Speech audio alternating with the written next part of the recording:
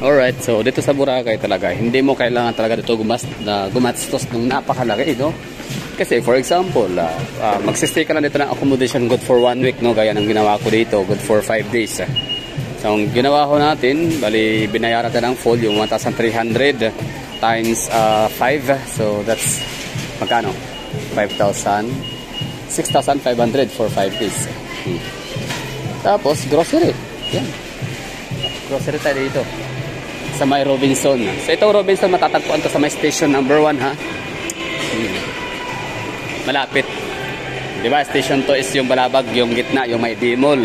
Tapos station 3 yung sa may Manok-Manok, yung sa may GT Port area. So itong Robinson matatagpuan natin dito sa may station number 1. Or hindi man talaga number 1, basta dulo, no. Papuntang station 0. Malapit ito sa may Discovery Boracay. Yan, labas ho tayo, ha. Itur ko lang ho kayo dito. Robinson Boracay tour vlog or review vlog.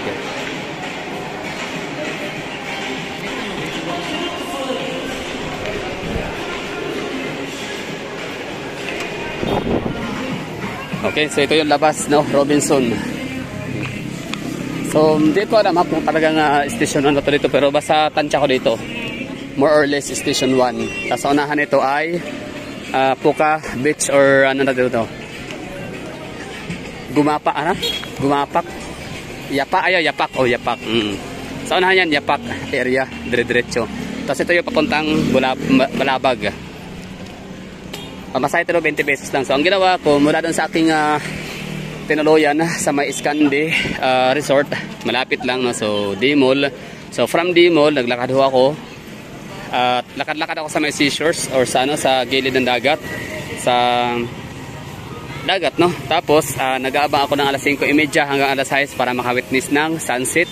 Tapos habang nilalakad ko yon, nagsimula ako naglakad ng 4:30, nakarating ako dito sa may station 1 dito sa may Robinson ng alas 6:30, alas 6, no.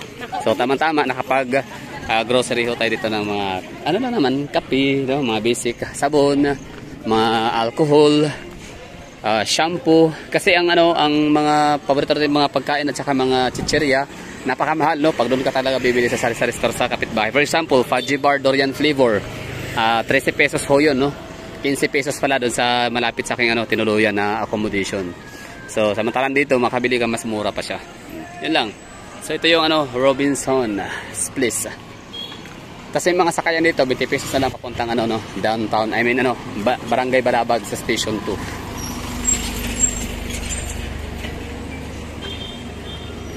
Hop on, hop off. So it's my second time, no, kaya medyo magaling na ako sa lugar. Kabisado ko na. Tsaka kaliit-liit lang ang isla ng Boracay para hindi mo makabisado, no.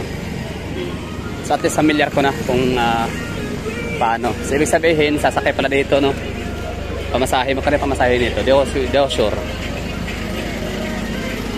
Talong natin. So half on, half off. So kailangan may card. Ang galing. So paano kaya yun, no? Kailangan may card. Sa may Jasper? O sa may Macdo.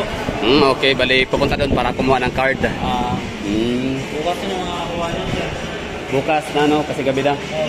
Sige. Sayo na, merong doon. Merong kuhaan daw pala ng card sa may D-Mall. Tapos yun, hindi ko alam kung magkano. Basta meron. So, ibig sabihin, pag mayroon kayo nakitang half on, half off, hindi pala kayo makakasakay kung wala kayong card. So meron namang e-trek. Pagkakaalam ko pamasahe nun 20 pesos. Nung huli parang 15 yata. So baka tumaas na ngayon ng nagiging 20 na. Hindi ako sure. Malalaman din niya mamaya at pauwi naman tayo na. Kukunin lang ho natin yung ating pinamili. Robinson Supermarket Boracay. Diba? So mura rito. Yan ang itong gusto ko sa Boracay kasi resort siya. Pero hindi mahal, no? I mean, kaya mong magawa ng paraan ba para hindi ka mapapagastos ng mahal, ng sobra. So, kung magaling ka mag-budget, pwede ka dito sa Boracay. Basta ang i-secure mo lang talaga ho dito is yung airfare, balikan, tapos yung accommodation. Kailangan may booking ka, tapos bayad mo talaga lahat yun. Tapos yun na, there is history. Okay? Yun, nakabili na tayo. Dito tayo dadaan sa kabila. Kasi galing tayo kanina dagat sa may yung may kapitan ba yun, basta may mga rocks formation, marami. Ito yung tsura ng Robinson's Place Boracay or Robinson Boracay. So sa pinaka basement ay ang grocery. Tapos dito naman meron silang parang buffet exclusive sa hotel. Ito kasi ay hotel ha. Hotel na shopping mall pa. So yun, doon tayo galing kanina. Dagat. So di ba ang ganda lang? Yan, the shops at station. The only hotel with shopping mall. Hotel na siya, shopping mall pa.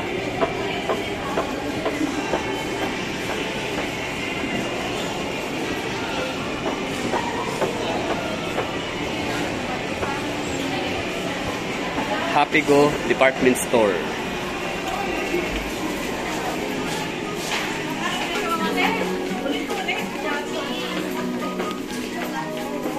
May mga Ray-Ban dito na mura lang. So for example, 65 pesos. Kung bibilihin mo yan doon sa D-Mall, nasa mga yan, 300 to 500. Hindi naman siya talaga original. Paano lang, pang forma-forma lang talaga. O geto, 80 pesos, di ba? Pang forma-forma lang naman yan eh. Hindi talaga siya yung pang flex na branded. Baba na tayo.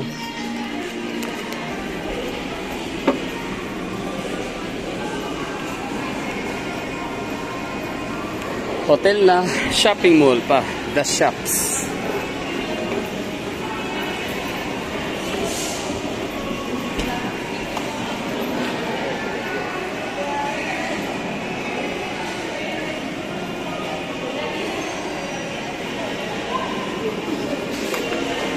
Okay na tayo, no? So, we're done. So, maraming salamat sa mga nanonood, no? So, nanaway nagustuhan niyo itong content natin. Share ko lang sa inyo na meron itong Robinson. Merong grocery na pwede kayong makatipid kaysa sa bibili kayo sa kapitbahay or sa malapit na tindahan ng inyong accommodation na tinutuluyan. So, mas makatipid kayo, mas maiwasan ng overspending. Basta budget lang talaga. Alam nyo ang kanong kailangan nyo. Basic necessities. Nang sa ganun ay alam nyo anong dapat bilhin, anong dapat na shopping or bilhin sa grocery. Yan lang, no? Listahan tapos budget. So maraming thank you sa mga nanonood. Sasakyan natin ng e-trike. And bye-bye. So pamasahe, papuntang Balabag, 15 pesos pa rin pala. Buong buong Boracay talaga to. Ikot-ikot. Yan, thank you.